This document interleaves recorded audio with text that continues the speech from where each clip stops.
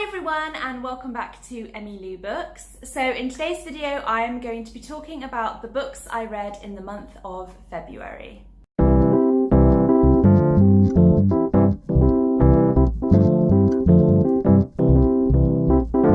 So February was quite a good reading month for me. I only managed to read 3 books, but to be honest I'd take quality over quantity any day. So let's just get started.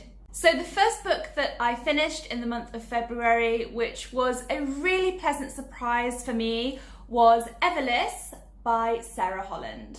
So we follow our main character Jules, and she has basically grown up in a world where time is money. So as you can imagine, the poor, like Jules and her father, don't have very much money, so a lot of the time they have to go and borrow money. And the only way that they can do that is to basically give blood, and then their blood is converted into coins, and that's what they use to buy things. On the other side of things, the rich, the wealthy, the aristocrats, they don't obviously ever have to do that.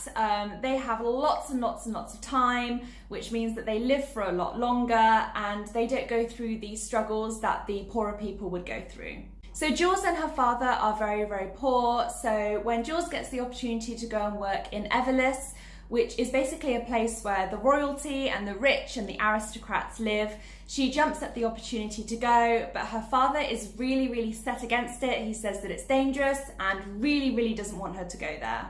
Something that's really important to note here is that Jules and her father actually used to live in Everless, but were kicked out. So that's something that's important and will come up again later in the story. So yeah, her father is really, really against Jules going, but Jules kind of knows that she has to go because they're really, really struggling for money, and she cannot bear to see her father give any more of his blood because it's a very painful process and it takes a lot out of you physically and emotionally. So she decides to run away to Everless in the middle of the night, and that's kind of where the adventure begins. I absolutely loved this book. I found it really, really interesting. A lot of people have said, and I agree, that it kind of reminds me of the movie with Justin Timberlake called In Time.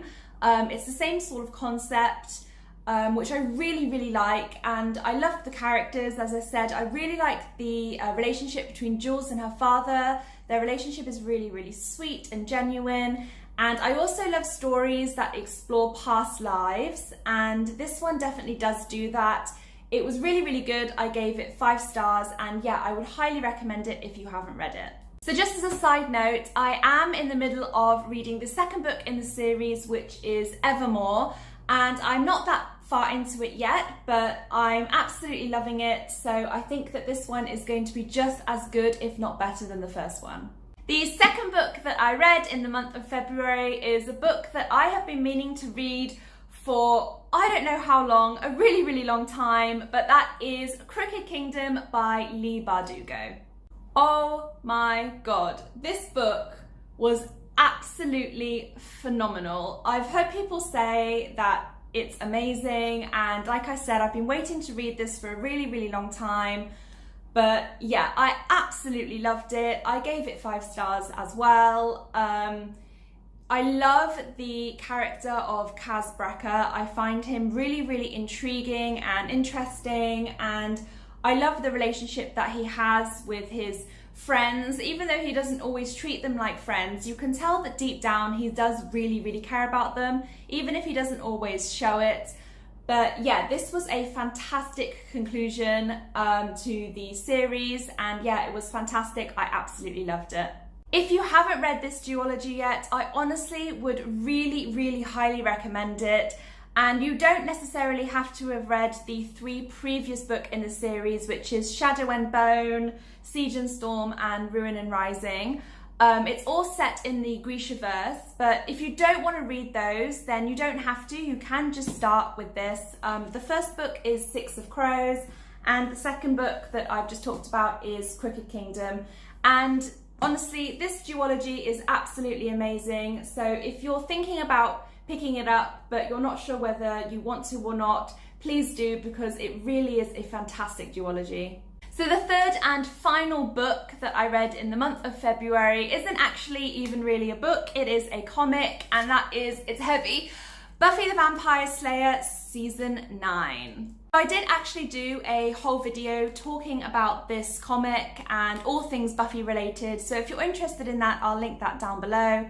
But yeah, this is basically a continuation from Season 7. It picks up where Season 7 left off, and I'm really enjoying it so far. This is part 2, and I'm hoping to be getting part 3 soon, but the comics are really good. The artwork is beautiful. So again, if you are a Buffy fan and you want to know what happens after Season 7, then I would highly recommend picking up the comics because they're really fun. I completely forgot to mention, I did give this 4 stars. It wasn't as amazing as some of the others, but still really good. So that concludes my wrap up for February. As I said, I didn't read a whole bunch of books in the month of February, but I'm really happy because I gave 2 of the books 5 stars and 1 of them 4 stars. So all in all, I am happy with the books that I read in the month of February. So that is it for today's video. Please like and comment down below and let me know what books you read in February and which were your favourites and what books you're currently reading. Thanks for watching, and I will see you very soon.